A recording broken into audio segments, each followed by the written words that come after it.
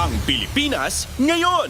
Narito na ang pinakamainit na mga balita na nakalap sa bawat sulok ng bansa. Ihahatid sa bawat Pilipino saan man kayo sa mundo. Ang Pilipinas ngayon. Pakinggan ang bawat kaganapan sa bawat lalawigan.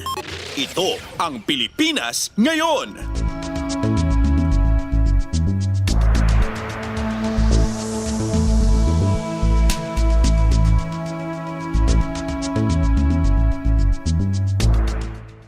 Magandang araw po sa ating mga tagapakinig. Welcome po ulit sa ating programang Ang Pilipinas Ngayon.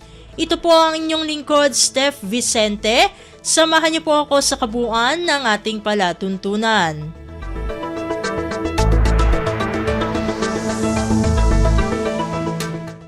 Tulad ng dati, mapakikinggan po ang ulat ng ating mga kapatid na himpilan sa probinsya, ang ating mga segmentong balitang negosyo at kalakalan, balitang sports at balitang artista, maging ang ilan sa mga pangunahing balita mula dito sa ating bansa.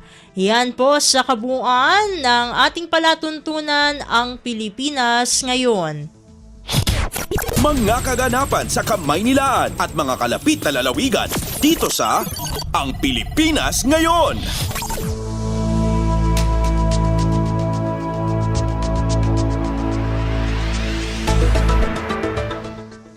Sa makahalagang balita, ibinida ni Pangulong Ferdinand R. Marcos Jr. ang pagkakaisa at pagtutulungan ng mga Pilipino sa naging selebrasyon ng ika-126 na anibersaryo ng Araw ng Kalayaan.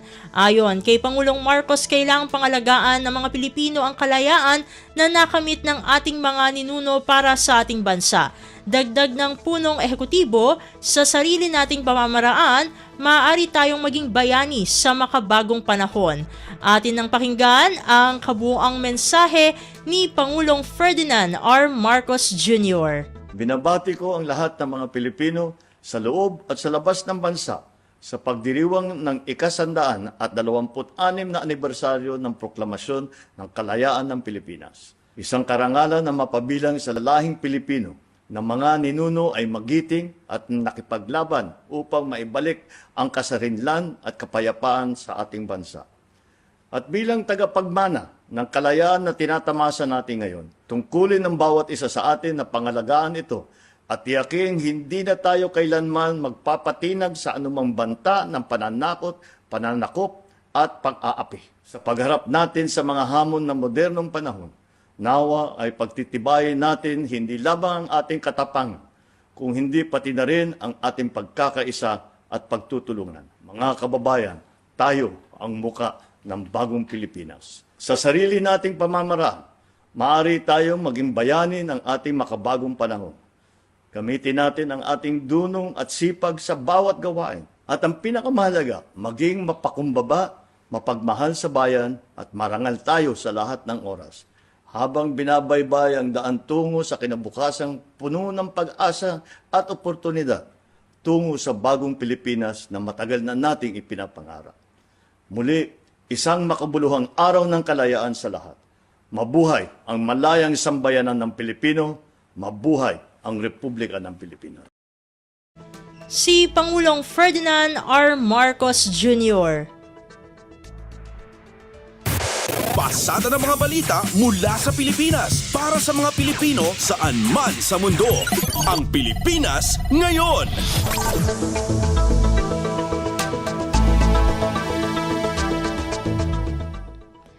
Nitong nagdaang araw ng kalayaan, Miyerkules, Hunyo 12 ay pinangunahan ni Pangulong Ferdinand R. Marcos Jr.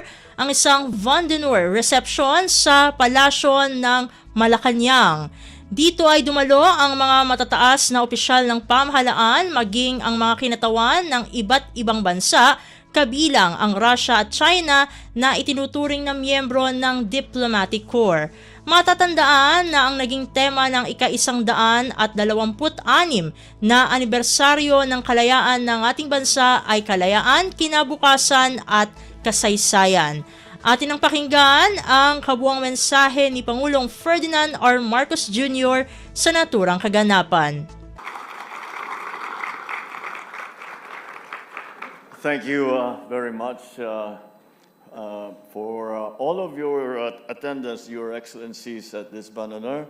And I thank, of course, the Dean of the Diplomatic Corps and Apostolic Nuncio to the Philippines, the Most Reverend Archbishop Charles John Brown, for his very kind remarks, and which reflects a very good understanding, I think, of the Filipino culture. And we are very flattered and are happy to call you and the rest of the members of the Diplomatic Corps as friends.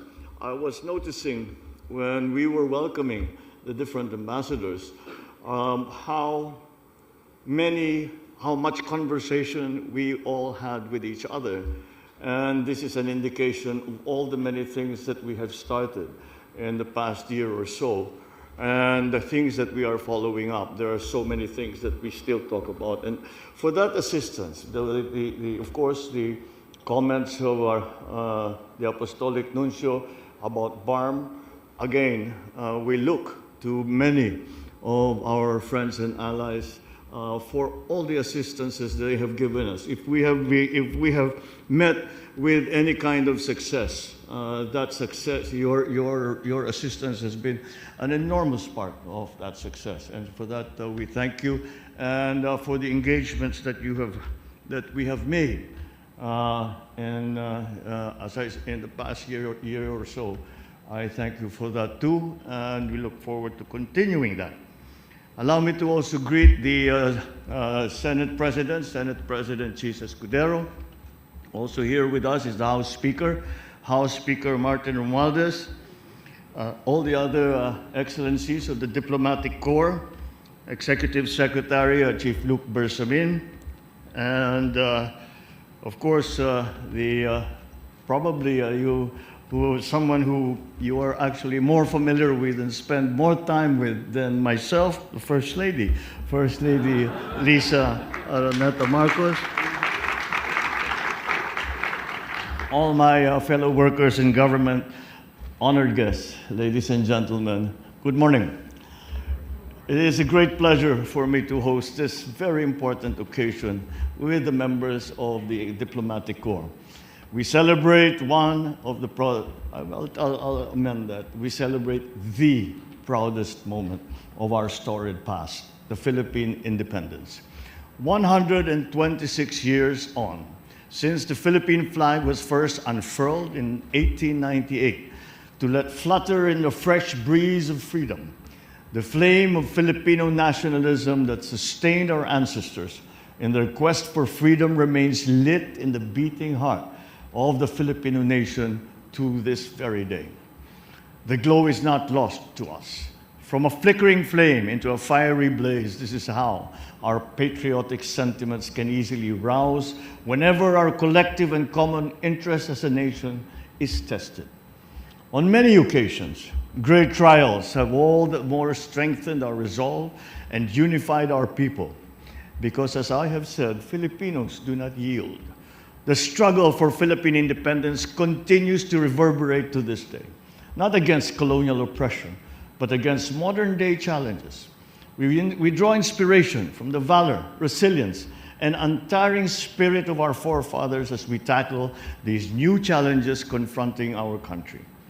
Today's reception is more than just a commemoration of the birth of the Philippine Republic, the first in Asia, but a strong affirmation of our century-old nationhood and of our collective duty as Filipinos to safeguard what our forefathers have fought and died for, so that we may carry on our sacrosanct mandate to protect our country and to defend everything that is rightly ours from those who will try to cross these lines. We must dig deep into our valiant past, draw strength from the heroism of our forefathers, and let this heritage of selflessness propel us forward into the future. Excellencies, ladies and gentlemen, as I steer the economic rudder of the nation towards progress, I'm guided by the newly minted brand of governance that we have come to call Bagong Pilipinas, which roughly translates into New Philippines. It is a brand of governance that engenders social and economic inclusivity and transformation, inspires hope and confidence in our people, and promises transformative change for the betterment of Filipinos. To bring this aspiration to fruition, my administration continues to institute policies and implement measures as laid out in our plans aimed at galvanizing the economy amidst global economic difficulties. The recent launching of Bagong Pilipinas is opportune to chart a new beginning for the Philippines that transcends political color and social background. Allow me to take this occasion to share with you the state of our economy. Despite the woes brought about by global inflation, our country has still managed to curb inflation to a reasonable, almost manageable level. It remains, unfortunately, our greatest problem. And this is inflation that is brought about by forces that we cannot control. But nonetheless, I think that we have done a good job. And with this, it is a very large improvement from what we were under, with the situation that we were under maybe a year ago. To date, we are within 3.5%. We're within the government's target band of 2 to 4. I also happy to note that the Philippines continues to enjoy a good rating as an investment, and a credit rating as an investment destination. We are credited with a stable outlook, which signals growth in the momentum in the medium term. It translates to more accessible financing for our government and for our programs. So we will maintain that status, and we will try to improve that, and across all major regional and international agencies. We now continue to work on our growth, and we have now recently been forecast to have one of the highest growth rates for the next year. And I think that this bodes well for the transformation of our economy, especially as we are trying to recover from the effects of our very bad drought and trying to prepare for what is coming with the rainy season. So we continue to, but on the foreign policy front, and I was just listening to the Apostolic Nuncio, and I said, you have made a very, very good description of foreign policy. I should write it down, and with your permission, I will plagiarize some of your description. We continue to chart an independent foreign policy in keeping with our constitutional mandate. We pursue through international engagements that seek to strengthen existing alliances, build new partnerships with like-minded states. Our foreign policy is grounded on the continuing promotion and work for peace, and the continuing promotion and work for our national interest. On the global stage, we have taken positions in support of the rule of law and of the rules-based international order, grounded on the principles laid out in the UN Charter and multilateral conventions. As we continue to promote diplomacy and dialogue in our efforts to build bridges in our various multilateral advocacies, such as for peace, economic development, climate change, and amongst others, we shall endeavor to enhance engagements with bilateral, regional, multilateral partners, especially in areas where cooperation has not yet reached its full potential. With Bagong Pilipinas, it is with confidence that I say that we are engaging the world for our country and for our people. At this point, ladies and gentlemen, allow me to ask you to join me in a toast and raise a glass to stronger bilateral ties between our countries and deepening linkages between our peoples in the many years ahead. Here's to all of your good health, long life, and prosperity. Cheers.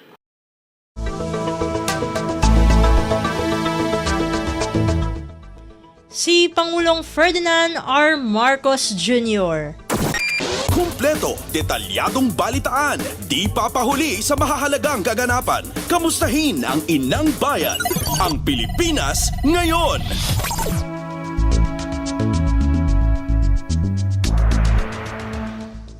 Sa iba pang mga balita, matapos ang 3 araw na pagdiriwang kung saan pinalaganap ang tradisyon ng isang bagong Pilipinas nitong nagdaang araw ng kalayaan, dinaluhan ni Pangulong Ferdinand R. Marcos Jr. ang Parada ng Kalayaan 2024 sa Quirino Grandstand sa lungsod ng Maynila.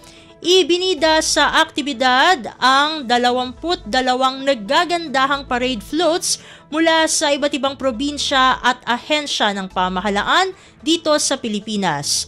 Ipinakita ng mga nabanggit na parade float ang mayamang kasaysayan ng Pilipinas, partikular ang kasaysayan kung paano nakamit ng ating bansa ang kalayaan mula sa mga mananakop. Atin nang pakinggan ang kabuang mensahe ni Pangulong Ferdinand R. Marcos Jr. sa naturang kaganapan.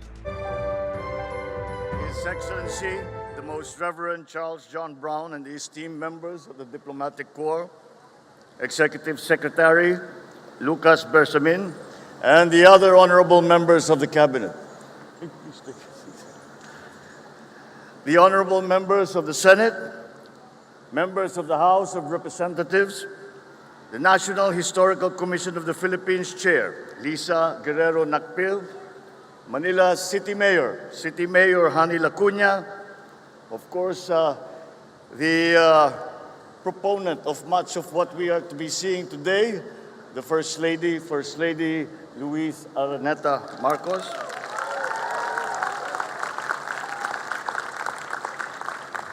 my fellow workers in government, other distinguished guests, ang mga minamahal kong kababayan, magandang hapon at maligayang araw ng kalayaan po sa inyong lahat.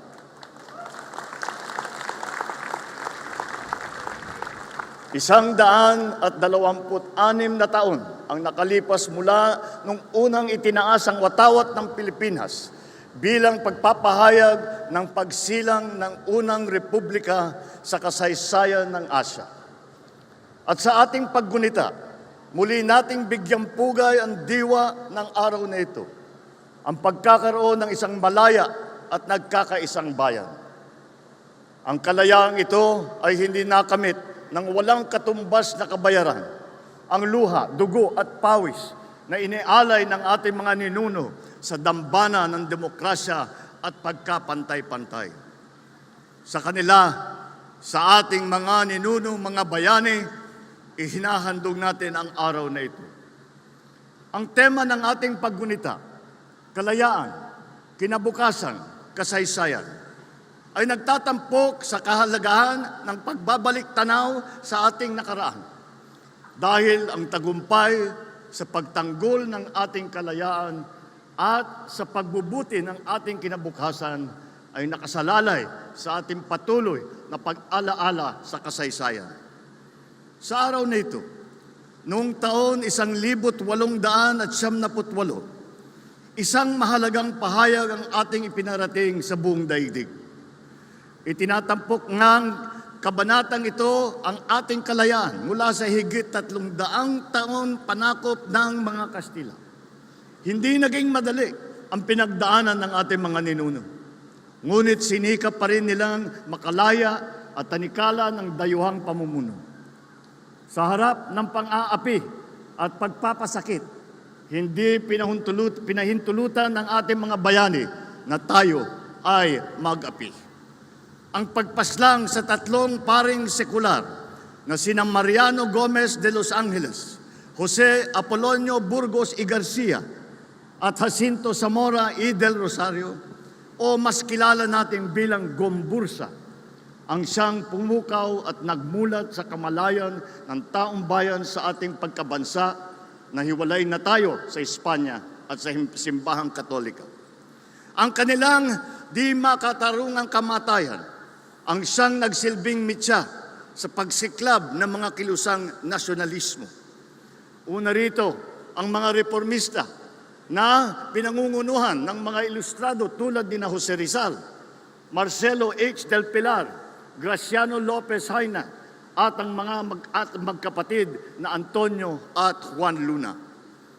Gamit ang kanilang angking dunong at galing, nakipagsapalaran ang mga ilustrado sa pangingibang bansa upang pag-aralan, siyasatin at isulong ang mapayapang paraan ng pagbabago.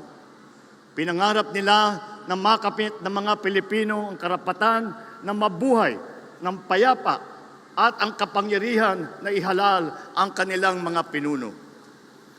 Subalit ito ay hindi napakinggan ang panawagan ni Jose Rizal. Bagkus ay ikinulong at sinikil ang kanilang kalayaan. Dahil dito ay sumiklab ang mga kilusang revolusyonaryo sa pangunguna ng mga katipunerong iniibig na palayain ang ating bayan sa pamamagitan ng mas mariling pag-aaklas. Noong ika-23 ng Agosto, taong 1876, pinunit ng mga katipunero ang kanilang sedula na naghudyat sa simula ng himagsikan laban sa mga Kastila.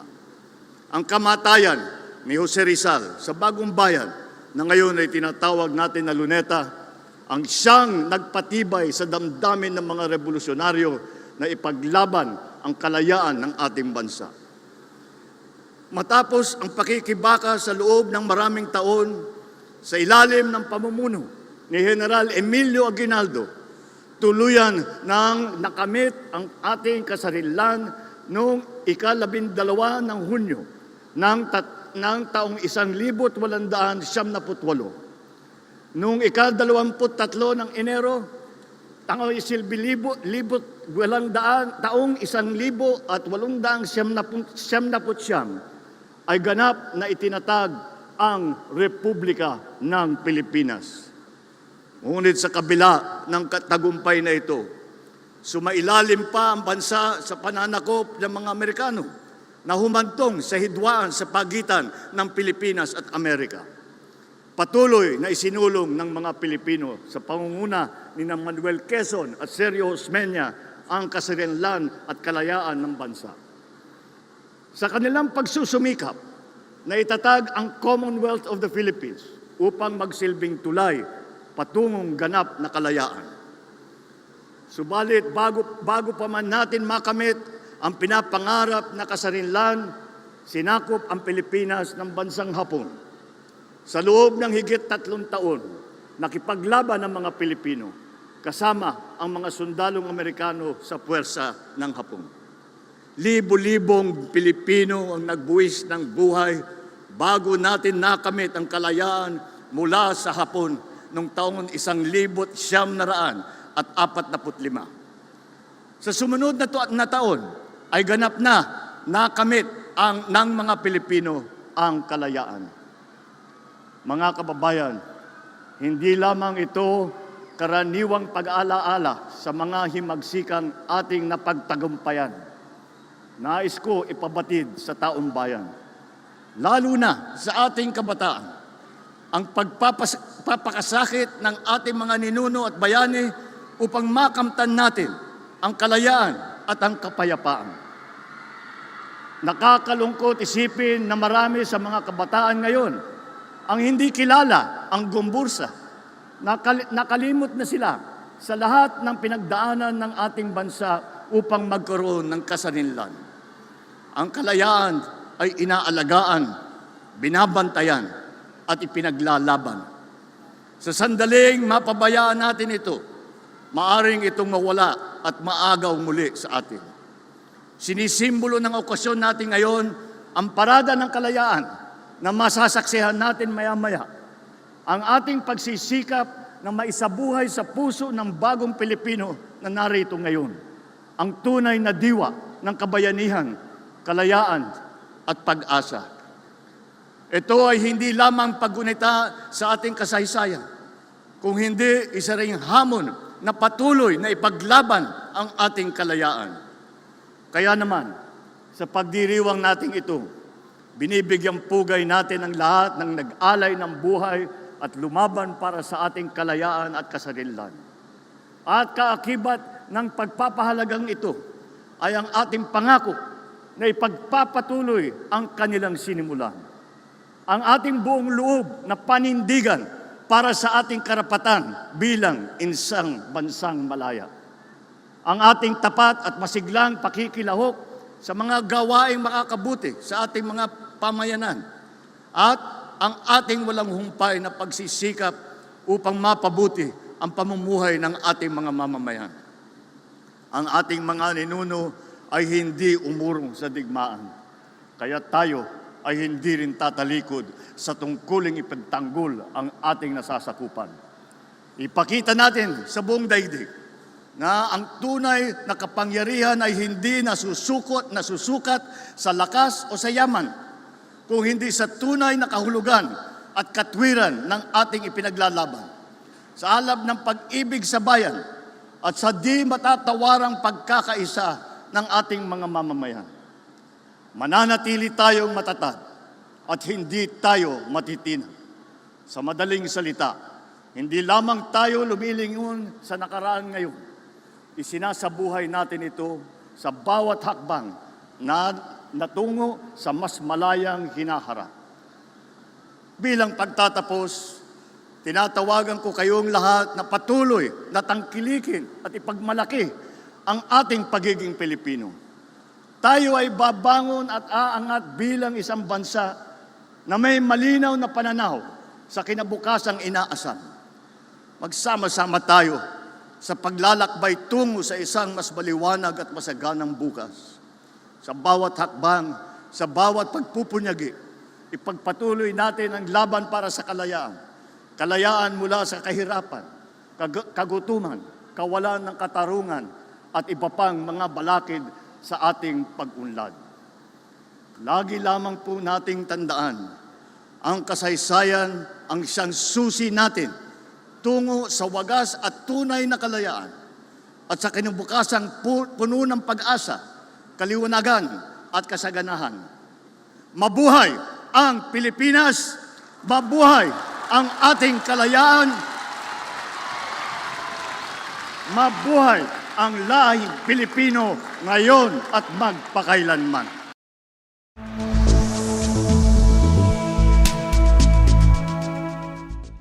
Si Pangulong Ferdinand R. Marcos Jr.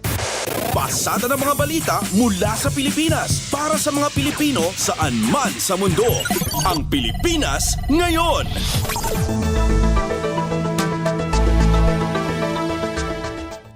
Samantala, Papal Nuncio Archbishop Charles Brown ipinanawagan ang pagsunod sa international law sa gitna ng geopolitical issues sa kasalukuyan. Ang detalye ng balita, ihahatid sa atin ni Raquel Bayan. Ipinanawagan ni Papal Nuncio Charles Brown ang pagsunod sa international law at pakikipagdialogo upang maiwasan na mauwi sa gulo ang anumang usapin sa rehiyon. Sa Vandenur sa Malacanang ngayong ika-126 na araw ng kalayaan ng Pilipinas, sinabi ng Papal Nuncio na nakakalungkot mang isipin ang geopolitical situation ngayong 2024 ay hindi nalalayo sa sitwasyon noong 1962. Nariyan pa rin anya ang pagkakahati-hati ng ilang bansa at nariyan pa rin ang presensya ng karahasan sa ilang bahagi ng mundo sa kasalukuyan. Sabi ng Papal Nuncio, kung nais ng lahat na gawing ligtas at maunlad ang mundo na gagalawan ng mga kabataan, dapat ay maisulong ang dialogo upang malampasan ang mga hindi pagkakaunawaan. Narito ang naging pahayag ng Papal Nuncio. History did not arrive in the 1990s. History has continued. Polarization and violent conflicts resulting from it are a reality at this moment. In this situation, if we want to make a world of safety and prosperity for our children, the way forward for all of us is the same path that has brought the hope of peace to the people of the Bangsamoro Autonomous Region in Muslim Mindanao. And that is the path of dialogue. Mula sa Malacanang, ito si Raquel Bayan para sa Radyo Pilipinas. Kumpleto, detalyadong balitaan, di papahuli sa mahahalagang kaganapan. Kamustahin ang inang bayan, ang Pilipinas ngayon.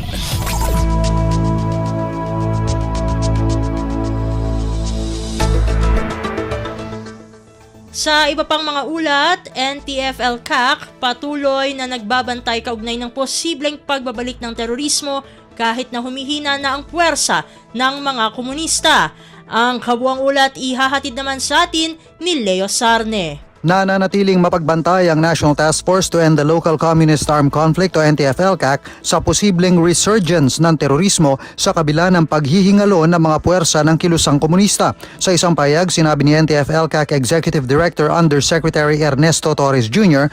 na bagamat nalinis na ang karamihan sa mga lugar mula sa mga aktibong NPA guerrilla front, nakatuon pa rin ang kanilang atensyon sa pagpigil ng tangkang bumangon ng makakaliwang grupo kasama na ang pagre-recruit ng mga bagong kasapi nito. Ayon kay Torres, mula sa 89 na aktibong guerrilla front noong 2018, 9 na lamang ang weekend o mahina na target ng militar na buwagin ngayong taon. Kabilang dito ang 5 guerrilla front sa Luzon at tig-2 sa Visayas at Mindanao. Ang payag ni Torres ay matapos manawagan ng Pangulong Ferdinand Marcos Jr. para sa mas mataas na kahandaan laban sa mga panlabas na banta dahil sa tumitinding tensyon sa Indo-Pacific region. Mula sa AFP, ito si Leo Sarne para sa Radyo Pilipinas. Pasada ng mga balita mula sa Pilipinas para sa mga Pilipino saan man sa mundo. Ang Pilipinas ngayon.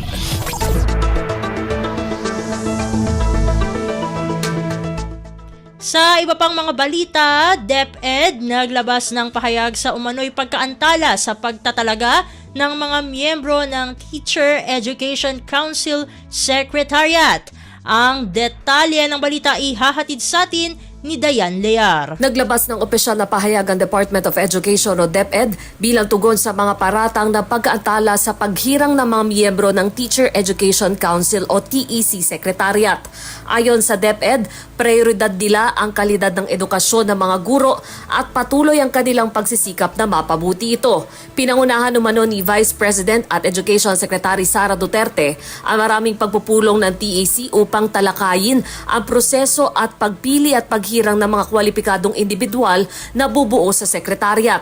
Dagdag pa ng DepEd na isumite na rin sa Department of Budget and Management ang panukalang organizational structure at staffing pattern ng TEC Secretariat noong March 25, 2024. Inaprubahan naman ito ng DBM noong May 21, 2024. Natanggap na ng DepEd ang pisikal na kopya ng Notice of Organization, Staffing and Compensation Action sa pamamagitan ng Office of the Undersecretary for Human Resource and Organizational Development. Iginiit naman ng DepEd na nauunawaan nila ang kahalagahan ng mga appointment na ito para sa paggana ng TEC at ang mas malawak na layunin na mapahusay ang edukasyon at pagsasanay ng mga guro. Tiniyak din ng ahensya na ang mga appointment ay makukumpleto sa lalong madaling panahon at alinsunod sa mga umiiral na alituntunin. Ito si Dayan Lear para sa Radyo Pilipinas. Kumpleto, detalyadong balitaan, di papahuli sa mahahalagang kaganapan. Kamustahin ang inang bayan, ang Pilipinas ngayon.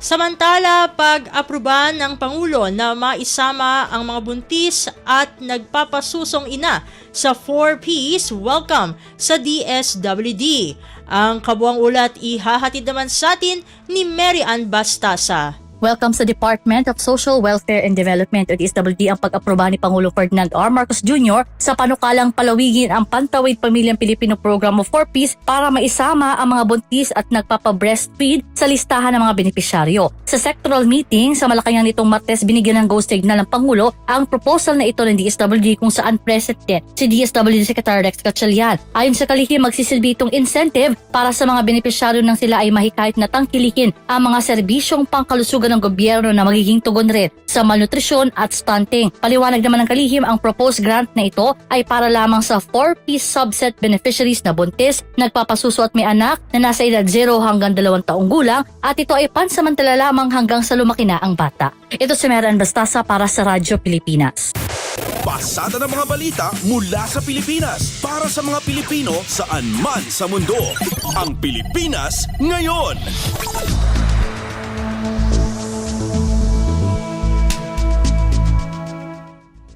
Sa iba pang mga ulat, Absolute Divorce Bill na ipadala na sa Senado. Ang detalye ng balita ihahatid sa atin ni Kathleen Forbes. Naipadala na ng House of Representatives ang inaprubahan nitong House Bill 9349 o Absolute Divorce Bill sa Senado.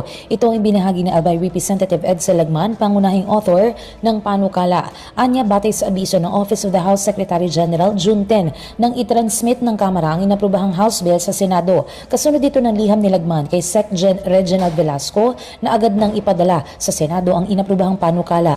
Ibig sabihin, ani Lagman, hindi na hinintay pa ang plenary action sa July 22 para itama ang bilang ng boto. Sa naunang kasing pahayag ni Velasco, sinabi nito na kailangan muna maitama sa plenaryo ang bilang ng boto ng divorce bill.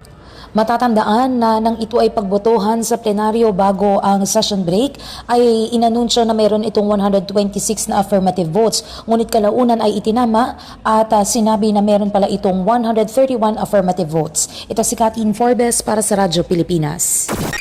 Kumpleto, detalyadong balitaan, di papahuli sa mahahalagang kaganapan. Kamustahin ang inang bayan, ang Pilipinas ngayon.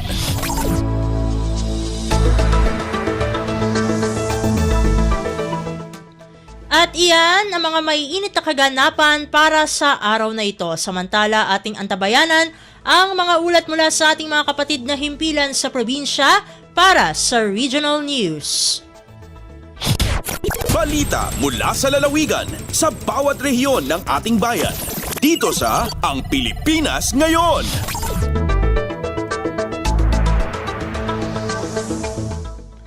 Narito na ang bugso ng ating mga regional news. Dumako muna tayo sa rehiyon ng Luzon. Corn Livestock Integration Training isinusulong sa rehiyong Ilocos. Ang kabuang ulat ihahatid sa atin ni Jude Pitpitan mula sa Lawag. Upat a Corn Livestock Integration Training Tiers 1 to Department of Agriculture dito Region 1 iratatawan. Kinana ni Corn Program Focal Person Florante Galiebo ito usapang agrikultura nga isuswat dati na sa mga training taton kastak at masursuruan dagiti mannalon nga usara nakas raw material dagiti apit dama isa ti pakanda ka dagiti tarakanda dingwan wenno dagiti manok pato baboy ken dumapay. Dua dito Ilocos Norte ken dua ijay probinsya ti Pangasinan ti Kalikagom da pa kayuswatan ti naso nga training tapno mapabilag dagiti mannalon ti mais nga daan ti poultry wenno piggery da tapnon kasta ket makaenot da manipod iti paggatang ti makan dagitoy. Manay ti datoy kinuna ni Galiebo nga dati itad ti dieng nga hammer mill wenno paggiling ti mais. Irinto at ti pelletizer ket gatanganan dagiti grupo wenno kooperatiba nga ag-training iti datoy. Iti napanatawan na yuswa ti naso nga training iti syudad ti Lawag ano sa dinno ginotigot pa iti dieng nga ramida nakas income generating program ti panaglako ti kanan dagiti taraken tapnon kasta makagatang met dagiti animal raisers nga aday sa kupanda itinalaklaka nga ipakan kadagiti tarakanda kastameta ama adan ti value adding ti apit da ama is manipod iti syudad ti Lawag Jude Pitpitan para iti Radyo Pilipinas World Service. Balita mula sa lalawigan sa bawat rehiyon ng ating bayan. Dito sa Ang Pilipinas Ngayon.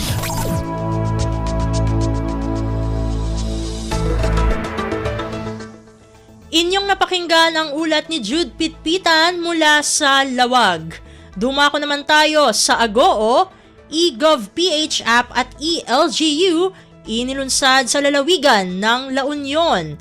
Ang detalye ng balita ihahatid naman sa atin ni Glenda Sarak. Inyusyuat ti Department of Information and Communication Technology no DICT ti eGov PH app kan nailukat ti eLGU ijay San Fernando City, La Union. Nakipasat ditoy ti naduma-duma nga opisina kas iti Department of Trade and Industry no DTI Region 1. Kabayatan ti mensahe ni DTI Region 1 Assistant Regional Director Merle Membrere kat inyabkas nati suporta kadagitoy ng inisyatibo para iti panakitandudo ti digitalization, e-commerce can innovation. Agtalik ti DTI, ababaan ka dagiti innovation kat mapabilag dagiti negosyo, negosyante kan dagiti consumers iti sidong ti digital economy. Impanamnama ti DTI kan dagiti dumapay ang nakipasat nga opisina iti agtultuloy apan ang suportada iti digital transformation. May nagitra ito'y papartakan ti eGov PH app tinaduma-duma serbisyo ti gobyerno kas iti business permits kan civil registry. Bayat apabilgan ma ti eLGU ti na dumaduma serbisyo kas iti panak ay paay ti barangay clearance, lisensya, real property tax kan dumapay. Ti panak ay Joshua ti Gov PH up kan ti ELGU kat pasa ti panakarambag ti Information and Communications Technology no ICT Month tata a Hunyo. Manipod aggo la Union, Glenda Bakungan Sarak, Parita Radyo Pilipinas World Service. Balita mula sa lalawigan sa bawat rehiyon ng ating bayan. Dito sa Ang Pilipinas Ngayon.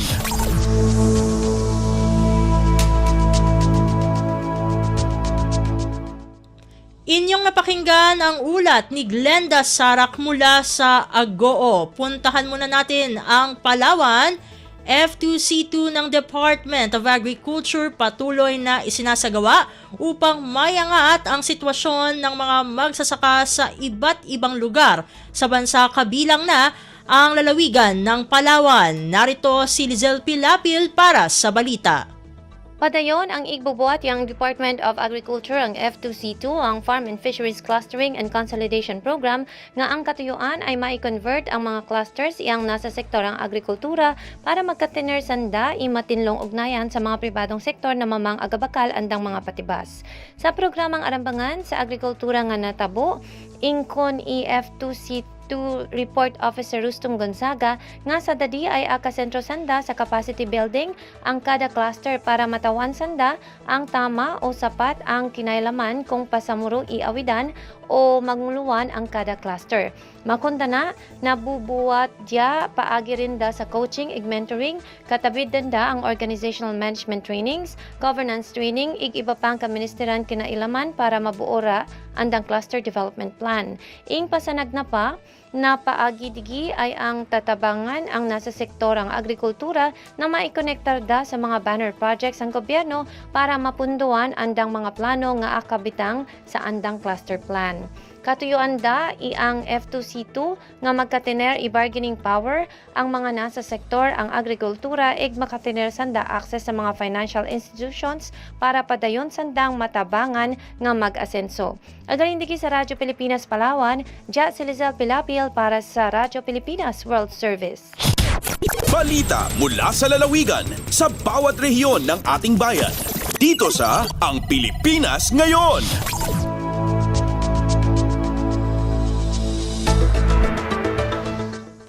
Inyong napakinggan ang ulat ni Lizel Pilapil mula sa Palawan. Dumako naman tayo sa rehiyon ng Kabisayaan, SLP associations sa LCAC barangays ng lungsod ng Borongan sumailalim sa Basic Business Management Training.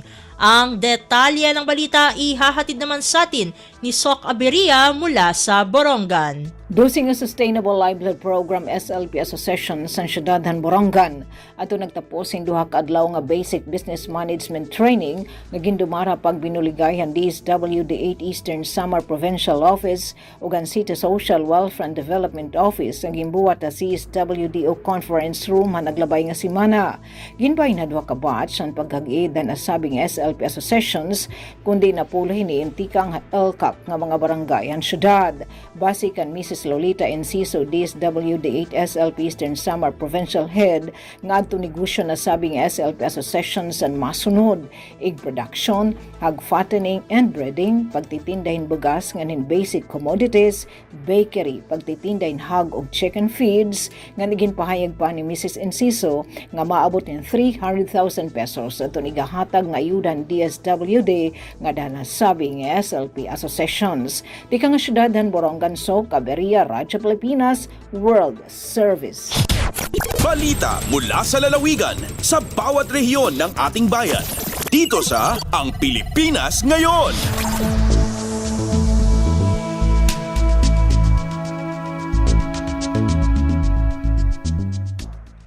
Inyong napakinggan ang ulat ni Sok Aberia mula sa Borongan. Pumunta naman tayo sa Sogod. Mahigit sa 100 bag ng dugo na kolekta sa blood donation activities sa bayan ng Malitbog, Southern Leyte. Pakinggan natin si Ruel Bugnos para sa kabuoang ulat. Nagmalampuso ng pagpahigayon sa duha ka adlaw nga blood donation activity sa lungsod sa Malitbog, Southern Leyte kanatong Hunyo 11 hangtod 12 tuig 2024. Kini nga mga kalihukan gipangunahan sa Local Government Unit, Rural Health Unit ug sa Philippine Red Cross Southern Leyte Chapter. Sa impormasyon nga gipagawas sa RHU, anaa sa 128 ka mga bag sa dugo ang nakolekta sa duha ka adlaw nga kalihukan. Sa naasoy nga ihap, anaa sa 62 ka mga bags ang nakuha sa unang adlaw nga gipahigayon sa Barangay San Vicente ug anaa usab sa 66 ka mga bag sa dugo ang nakolekta sa kaduhang adlaw nga gipahigayon sa Barangay Santa Cruz. Dako ang pasalamat sa RHU kang Mayor Tony Lura, sa Philippine Red Cross Southern Leyte Chapter, RHU personnel, mga opisyalis sa barangay ug sa mga nagdonar og dugo tungod sa kalampusan ning maong kalihukan. Kini nga maong blood donation activity nahisubay sa pagsaulog sa World Blood Donors Day 2024 nga dunay temang 20 years of celebrating giving. Thank you blood donors. Balita gikan sa Southern Leyte, kini si Raul Bugnos para sa Radyo Pilipinas sa World Service. Balita mula sa lalawigan sa bawat rehiyon ng ating bayan. Dito sa Ang Pilipinas Ngayon.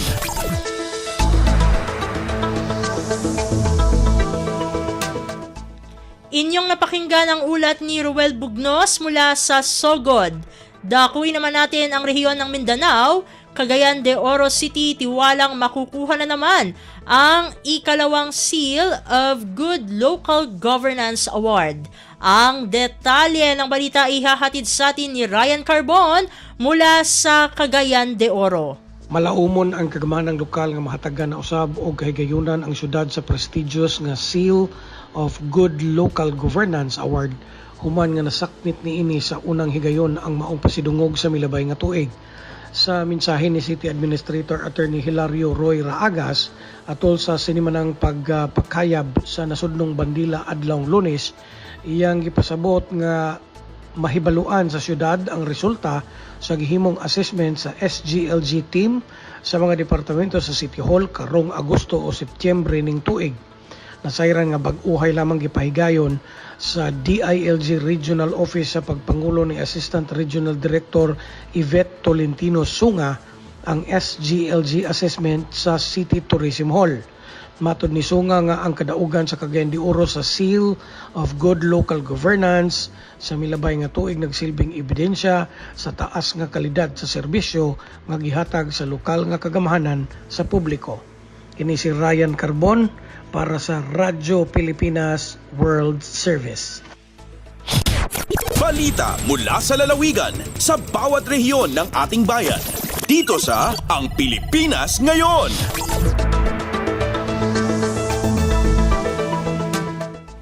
Inyong napakinggan ang ulat ni Ryan Carbon mula sa Cagayan de Oro. Puntahan muna natin ang Zamboanga. Proyektong mga ngalaga sa kapaligiran, ipinatupad ng lokal na pamahalaan ng Dipolog City.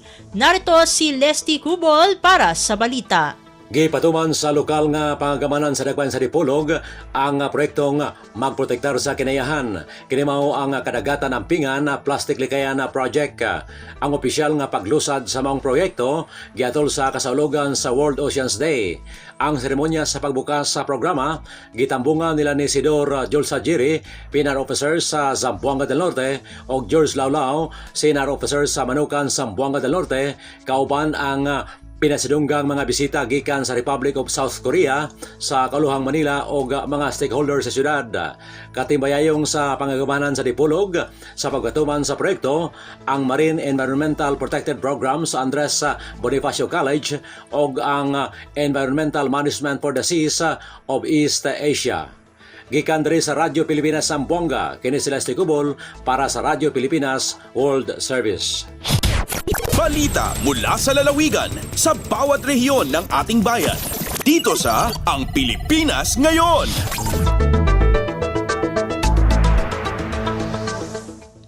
Inyong napakinggan ang ulat ni Leslie Cubol mula sa Zamboanga. Dumako naman tayo sa Iligan.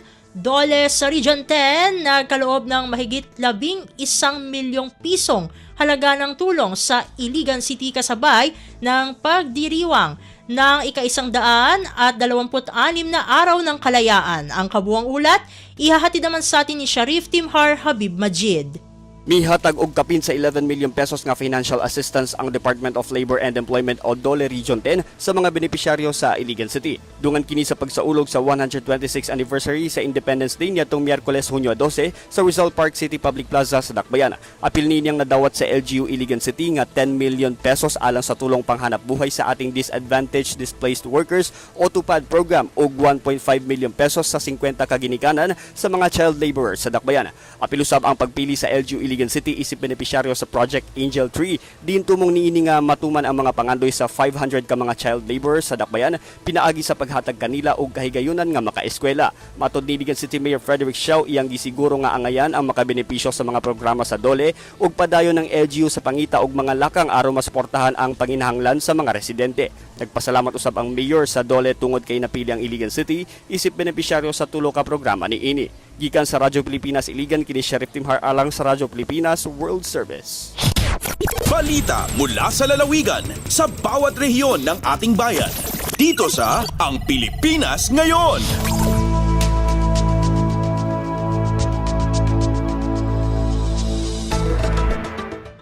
At inyong napakinggan ang ulat ni Sheriff Tim Har Habib Majid mula sa Iligan. Dito na nagtatapos ang ating regional news. Narito naman ang ating segmentong Balitang Negosyo at Kalakalan na ihahatid sa atin ng ating kasamang si Bea Gaza. Lagay ng ekonomiya, kalakalan, negosyo at iba pa. Atin ang alamin dito sa Ang Pilipinas Ngayon. Magandang araw, narito ang balitang negosyo at kalakalan. Tumaas ang kabuuang assets ng banking sector ng bansa sa 12% nitong katapusan ng Abril ngayong taon. Ayon sa pinakahuling datos mula sa Bangko Sentral ng Pilipinas o BSP, umakyat ang kabuuang assets ng Philippine banking sector sa 25.84 na trilyong piso mula sa 22.75 trilyong piso noong Abril ng nakaraang taon. Ngunit mas mababa naman ang kabuuang assets ng naturang buwan kumpara sa 25.6 na trilyong pisong naiulat noong Marso ngayong taon. Pahayag ni Rizal Commercial Banking Corporation Chief Economist Michael Ricafort sa isang Viber message, ang 12% year-on-year growth sa total resources ng mga bangko ay mas mataas ng 2 beses sa gross domestic product growth ng bansa. Magandang senyales ito ani Ricafort lalo na sa katatagan ng banking industry dahil ipinapakita nito ang loan growth na nasa 10% na mainam pa rin sa ekonomiya ng Pilipinas. Sabi pa ni Ricafort, patuloy ang banking industry bilang pinaka-kumikita at pinakamatatag na industriya sa bansa sa kabila ng mga hamon tulad ng pandemya na nagsimula noong 2019. Lagay ng ekonomiya, kalakalan, negosyo at iba pa. Atin ang alamin dito sa Ang Pilipinas Ngayon.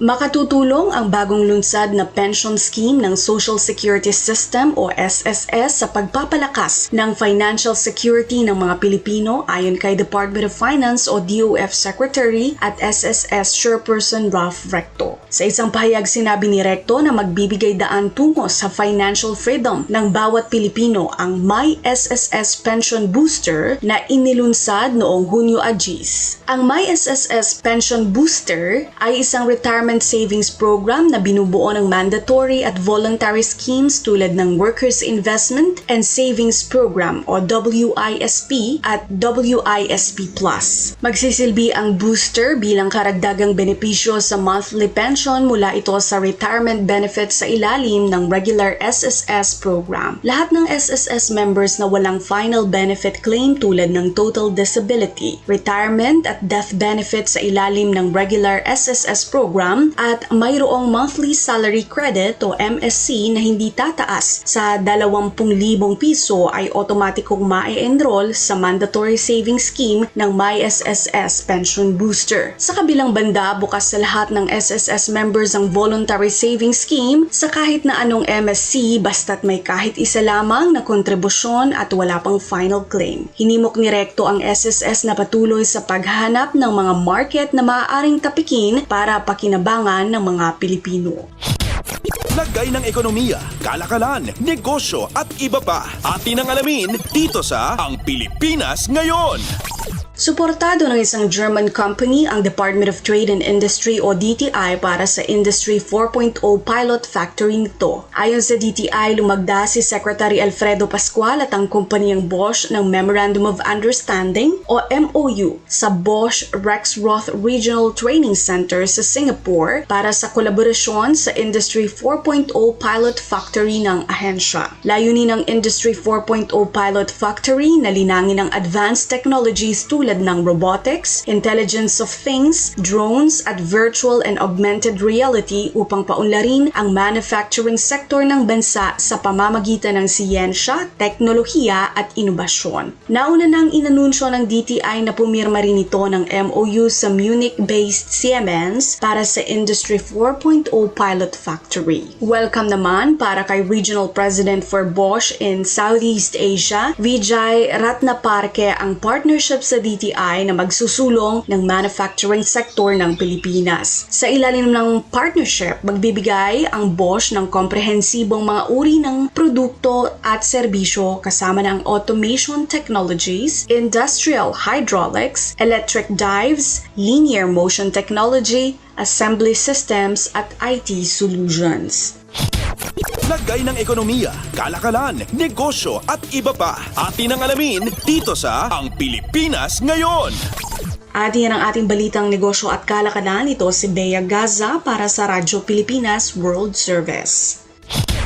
Lagay ng ekonomiya, kalakalan, negosyo at iba pa. Atin ang alamin dito sa Ang Pilipinas Ngayon.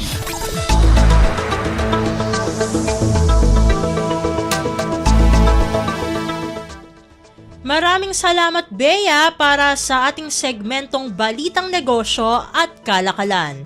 Narito naman ang ating segmentong Balitang Sports na ihahatid sa atin ng ating kasamang si Leo Magpayo. Updates at pinakahuling mga usapin sa mundo ng palakasan. Atin ang pakinggan dito sa Ang Pilipinas Ngayon. Magandang araw. Narito na po ang Sports Balita. Lalong lumakas ang koponan ng Strong Group Athletics o SGA pagkatapos nitong makuha ang serbisyo ni Renz Abando bago ang pagsabak ng koponan sa 43rd William Jones Cup sa susunod na buwan. Tinapos kamakailan lamang ng lumilipad na forward ang kanyang paglalaro sa anyang JKJ Red Boosters sa Korean Basketball League o KBL. Papalakasin lalo ng 6'2" winger ang SGA na kinabibilangan ng mga sikat na players sa pangunguna ni Kiefer Ravena, Chris McCullough, Jordan Heading, Ange Kwame, RJ Abarientos at Kylan Chongson. Subalit wala nang iba ang mas excited pa na makasama si Abando sa SGA kundi ang head coach mismo na si Charles Chu na inaasahang gagabayan niya ang talentadong wingman pagkatapos na maging kalaban niya noon sa NCAA.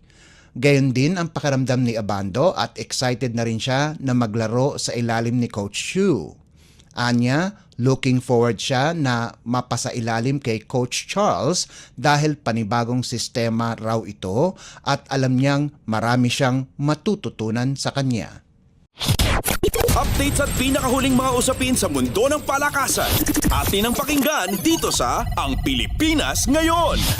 Babanderahan ni na Kevin Kembao ng De La Salle University at Kent Pastrana ng University of Santo Tomas ang dalawang mythical team na pararangalan sa Collegiate Press Corps o CPC Awards Night sa Hunyo 17.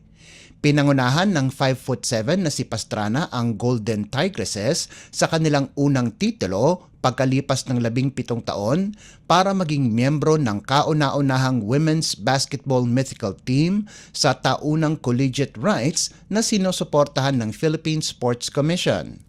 Pinatunayan ni Pastrana na malaki siyang puwersa sa opensa kung saan pinangunahan ng gwardya ng Growling Tigresses para tapusin ang paghahari ng NU Lady Bulldogs sa loob ng 7 taon. Pinangalanan ding UAAP Season 86 Player of the Year si Pastrana at kasama din sa UAAP Season 86 Mythical 5. Sasamahan si Pastrana ng kanyang teammate at Season 86 Finals Most Valuable Player Tantoy Ferrer, Josie Caputo ng FEU Lady Tamaraos, Rookie of the Year sa UP Fighting Maroons na si Favor Ono at Season Most Valuable Player Casey De La Rosa ng Ateneo. Sa kabilang banda, nakuha naman ni Kiambao ang 2 karangalan bilang UAAP Season Most Valuable Player at Finals MVP para pangunahan ang mythical team sa men's side na kinabibilangan ng magagaling na players mula sa UAAP Season 86 at NCAA Season 99. Pinunahan ng 6'7" forward na si Kiambao ang Green Archers laban sa UP Fighting Maroons para kunin ang kanilang unang titulo simula pa noong 2016. Ang NCAA Season 99 Rookie of the Year Most Valuable Player na si Clint Escamis ng Mapua, Malik Diof ng UP, Enoch Valdez ng Lyceum at dating San Beda Red Lion Jacob Cortez ang kumumpleto ng CPC Men's Basketball Mythical Team. Updates at pinakahuling mga usapin sa mundo ng palakasan. Atin ang pakinggan dito sa Ang Pilipinas Ngayon. Nadagdagan ang puwersa ng Alas Pilipinas Women's Volleyball Team sa pagsabak ni Tots Carlos at Gemma Galanza ng Creamline Coal Smashers ng Premier Volleyball League o PVL at Belia Belen at Eliza Solomon ng National University para sa kampanya na koponan sa FIVB Challenger Cup na nakatakda mula Hulyo 4 hanggang 7 na gaganapin sa Ninoy Aquino Stadium. Inanunsyo ito ni National Team Coach Jorge Sauza de Brito na kamakailan lamang ay binigyan ng extension para manduhan ang Alas hanggang sa Disyembre. Malaking tulong ang 4 na players sa opensa at sa kumpiyansa ng Alas Bells na kakagaling lamang sa makasaysayang bronze medal finish sa AVC Challenge Cup na ginanap sa Rizal Memorial Coliseum ilang linggo pa lamang ang nakalilipas. Kasama talaga sina Carlos at Galanza sa koponan, subalit humingi sila ng paumanhin na hindi sila makakalaro sa AVC Challenge Cup dahil mayroon silang nakaplanong bakasyon sa Espanya. Updates at pinakahuling mga usapin sa mundo ng palakasan. Atin ang pakinggan dito sa Ang Pilipinas Ngayon. At yan ang pinakahuling balita sa larangan ng palakasan. Para sa Radyo Pilipinas World Service, ito po si Leo Magpayo. Magandang araw. Updates at pinakahuling mga usapin sa mundo ng palakasan. Atin ang pakinggan dito sa Ang Pilipinas Ngayon.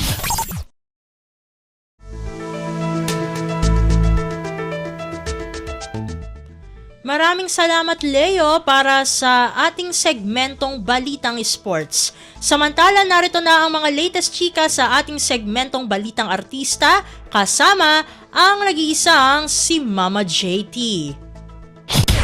Ang latest, ang hottest sa showbiz and entertainment. Heto na sa Ang Pilipinas Ngayon. Magandang araw sa ating mga chismoso at chismosang nag-aabang ng mga trending na balita sa mundo ng showbiz. Ito na, ang ratsyada ng mga chika. Inihinto ng P-pop girl group na BINI ang kanilang pagtatanghal sa naganap na Independence Day show sa Quirino Grandstand matapos magkagulo ang mga manunood. Kasama kasi ang BINI sa mga nag-perform para sa selebrasyon ng ika-126 na anibersaryo ng Araw ng Kalayaan noong June 12. Ngunit pagkatapos ng kanilang unang kanta na Lagi, ay biglang inihinto ng grupo ang kanilang pagtatanghal dahil nakita nila na may hinimatay mula sa mga manonood. Nakiusap rin ang grupo na kumalma matapos may napaulat na nagsiakyat ang mga manonood sa mga barikada at sa mga poste sa grandstand upang mas makita nilang mabuti ang grupo. Sa kanilang Facebook post pagkatapos ng event, nagpasalamat sila sa suporta ng mga tao ngunit pinutol na nila ang kanilang performance para sa kaligtasan ng lahat na dumalo sa nasabing konsyerto. At sa iba pa nating chika for today, nakuryente ang mga netizens na nagkomento sa post ni Annabel Rama tungkol sa isang taong gusto niyang kalabanin. Hindi raw si Sara Labati ang Chucky na pinatatamaan ni Annabel sa kanyang Facebook post. Kung ating babalikan, noong June 5, nag-post ang talent manager sa kanyang Facebook account tungkol sa hindi nito pinangalan ng Chucky na gusto raw makasagupa ni Annabel doll. Sabi ng talent manager sa kanyang cryptic post, quote and unquote, "Hoy, yung walang magawa sa buhay, tumahimik na kayo. Kasi si Annabelle Doll hindi lalaban kay Barbie Doll na maganda, maputi at makinis. Ang gusto makalaban ni Annabelle Doll si Chucky. Alam niyo na kung sino yon." Pero sa latest post ni Annabelle ay nilinaw niya na hindi si Sarah ang tinutukoy niyang Chucky. Sa comment section ng kanyang Facebook post, sinabi ng nanay ni Richard na mali ang hula nila kung sino si Chucky. At sa nasabing post, nagtanong ang sikat na social media personality na si Senyora ng initials ni Chucky. Sagot naman ng talent manager, "Senyora, matalino ka day. Dapat alam mo na, hindi S." Kasunod nito, sunod-sunod ang komento ng ating mga netizen at halos iisa ang kanilang hula sa pa-blind item ni Annabelle. Malamang daw na ang nanay ni Sarah na si Esther Labati ang kanyang tinutukoy. May isa pang netizen ang nagtanong ulit sa nanay ni Richard ng yung ina ba ni SL, na sinagot naman ng talent manager ng emoji na nakadila. Nakarating na rin sa nanay ni Sarah ang post ng sikat na talent manager sa pamagitan ng komento ng isang Instagram user. Ang tugon ni Esther sa kanya, quote and unquote, "Bakit? No need. Abala lang sa akin. Thank you. Hayaan na natin siya, si Lord na ang bahala sa kanya." At matatandang noong December 2023 ay nagpasaring na rin ang talent manager laban sa isang taong tinawag niyang Devil Woman sa ipinost niyang kwento tungkol sa Hollywood movie na Gone Girl. At sa huli natin chika for today, nakiusap si Pablo na leader ng P-pop supergroup na SB19 sa lahat ng kanyang supporters na itigil na ang bangayan ng ilang fans ng P-pop group at ng volleyball community sa social media. Nagugat ito sa naging komento ni Cici Rondina nang matanong ito kung kilala ba ng volleyball player ang SB19. Ayon sa volleyball player, hindi niya kilala ang grupo at tanging alam niya ay ang Starbucks na kilala rin sa abbreviation na SB. Hindi ito nagustuhan ng ilang taga-suporta ng nasabing P-pop group. Ang naging komento ng volleyball star na hindi raw niya kilala ang grupo ni na Pablo. Nagbahagi ng mensahe si SB19 Pablo sa milyon-milyon niyang fans matapos nga magkaroon ng sigalot sa pagitan ng 18 na fandom ng SB19 at ilang local volleyball supporters. Ipinaalala rin ito sa lahat ng kanilang fandom na iisa ang misyon at bisyon ng grupo at yan ay ang maipromote ang Filipino talent at culture sa buong mundo. At marami ang nagsabi na napaka-imposible raw na hindi makilala ng volleyball player ang SB19 samantalang sikat na ang grupo sa buong mundo. Habang nakikipagbardagulan ang ilang SB19 fans, nagpost naman si SB19 Pablo na siyang leader ng grupo sa kanyang Twitter or X account at nagsabing tanggap nila na hindi lahat ng tao ay kilala sila. Sabi pa niya, quote and unquote, "There's no reason to spread hate, disrespect, or drag down our fellow Filipinos." Punto pa ng SB19 frontman, hindi na kailangan mangumpara sa kung sino ang magaling o may nagawa dahil lahat ng Pilipino ay may kakayahang iangat ang kapwa Pinoy. Nagpasalamat rin itong si Pablo sa suporta ng kanyang mga tagahanga dahil patuloy na ipinapalaganap ang SB19 sa buong mundo. And OMG, wala na tayong oras para sa ating balitang artista. Maraming salamat mga kachismis sa pakikinig sa aking mga chika for today. Ako po si Mama JT para sa Radyo Pilipinas World Service. Ang latest, ang hottest sa showbiz and entertainment. Heto na sa Ang Pilipinas Ngayon.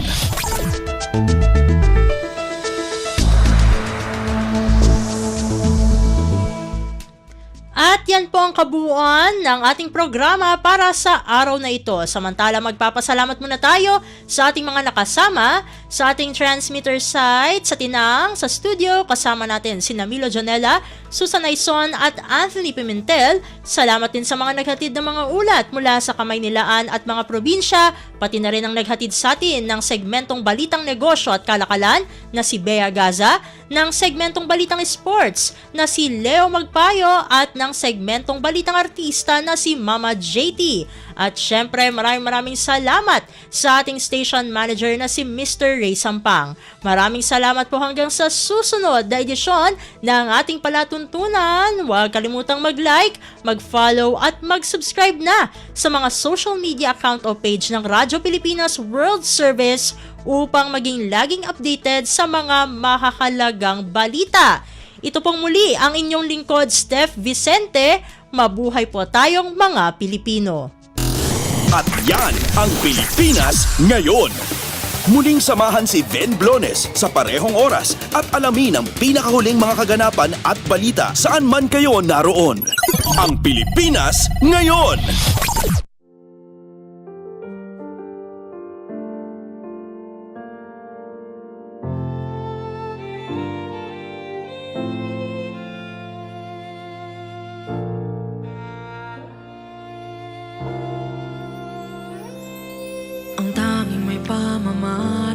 ako'y edukasyong Pilipino, tinuturong galing at talino para maabot ang pangarap mo.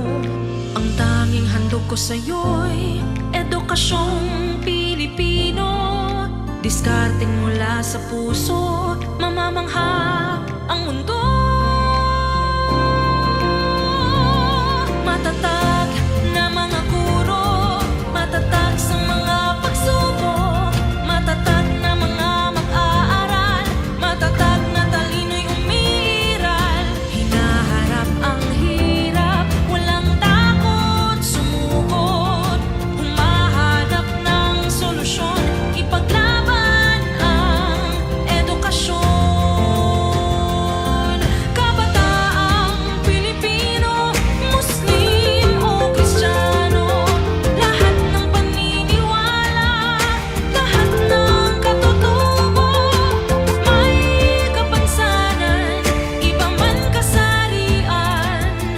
Ang ating pag-aaral ay ating karapatan, ang ating pag-aaral, pang-ahon sa kahirapan. Matatag na mga guro, matatag sa mga pagsubok, matatag na mga mag-aaral, matatag na talino'y umiiral.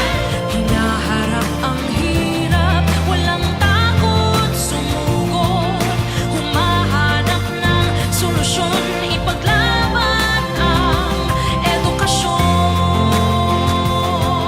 Ang tanging hari ko sa'yo'y edukasyong Pilipino, matapat ng pamamaraan, maunlad na kinabukasan.